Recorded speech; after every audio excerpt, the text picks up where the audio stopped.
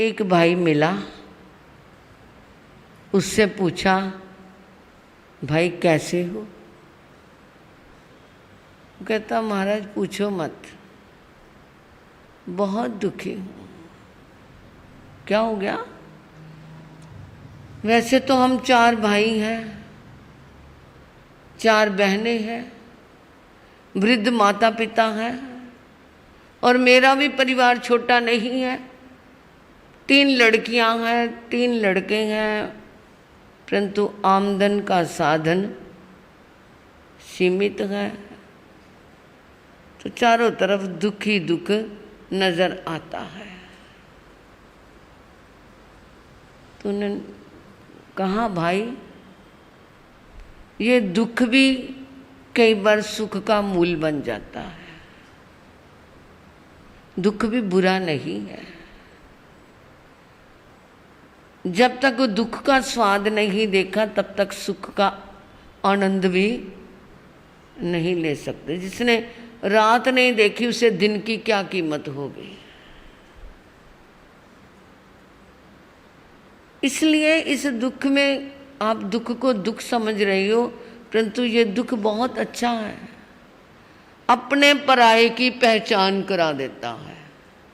दुख अपने पराये की पहचान करा देता है। दुख दोस्ती की परीक्षा करा देता है। दोस्त को रसगुल्ले खिलाते जाओ तो वो दोस्त क्यों नहीं बनेगा? और तुम्हारी बीमारी के समय वो कितना साथ देता है, वहाँ उसकी परीक्षा हो जाती है।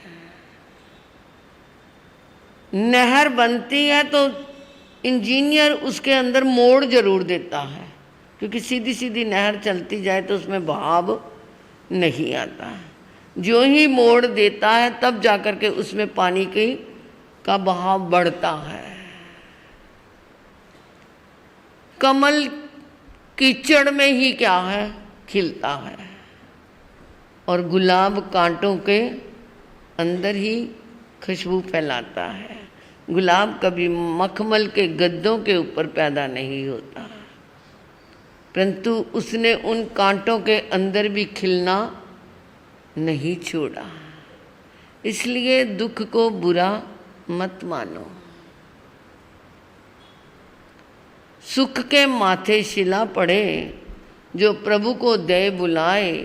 मैं बलिहारी दुख के, जो पल पल प्रभु जपाए। सुख में जब क्या है, तुम्हारे पार्टी के अंदर तरह तरह के पकवान खा रहे होते हैं, तरह तरह की डिशेस खा रहे होते हैं, उस समय कभी स्थानक की याद आई, प्रभु की याद आई?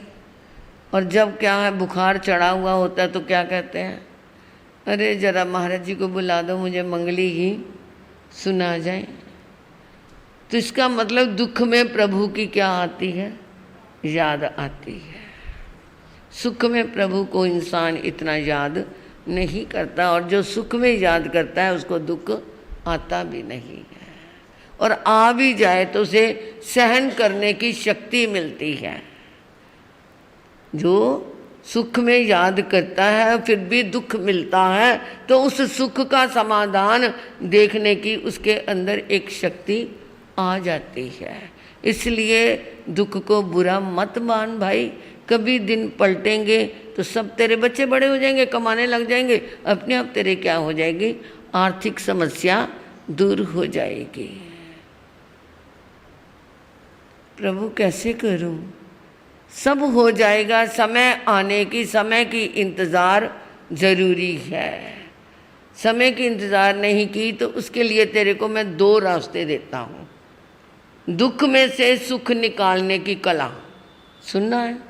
दुख में से सुख कैसे निकालने? एक तो भूल जाओ और दूसरा विचारों को मोड़ दो। क्या हो जाओ? एक तो भूल जाओ। जब हमने किसी का अच्छा किया, किसी का भला किया, किसी पे उपकार किया और उसने क्या है हमारे प्रति क्या कर दिया, बुरा कर दिया, हमने हमेशा उसका अच्छा सोचा और वो हमेशा हमारे लिए बुरी भावना लेके बैठा है, तो क्या कर जाओ, उसको भूल जाओ। और अपना जो किया हुआ है उसे भी, जो अच्छा किया है वो भी भूल जाओ, क्योंकि तुमने अपना अच्छा कर लिया, जो करना था वो कर दिया। अब उसे बार बार मैंने तुम्हारा इतना किया, तुमने मेरे साथ ऐसा किया, ये भी दुख का कारण है, ये भी दुख का कारण है। इसलिए इसके अपने क्या है, किया हुआ अच्छा किसी के प्रति उपकार उसको क्या कर जाओ, भूल जाओ। और जो दूसरे ने क्या किया है, हमारे पे बुरा किया है, उसको भी भूल जाओ। तब जाकर के दुख में से सुख निकल सकता है। और विचारों को मोड़ दो, चलो उसके कर्म उसके साथ है, मेरे कर्म मेरे साथ है, मैंने उसके साथ करना था कर दिया, मेरा कर्म है, उसने जो किया उसका कर्म है। सुख उसने बांधा है या दुख उसने बांधा, ये उसका कर्म है। मैंने अपनी तरफ से क्या कर दिया। घड़ी कहती है बस करूं, परंतु इसका ये आगे विषय चलेगा, दुख में से सुख निकालने की कला।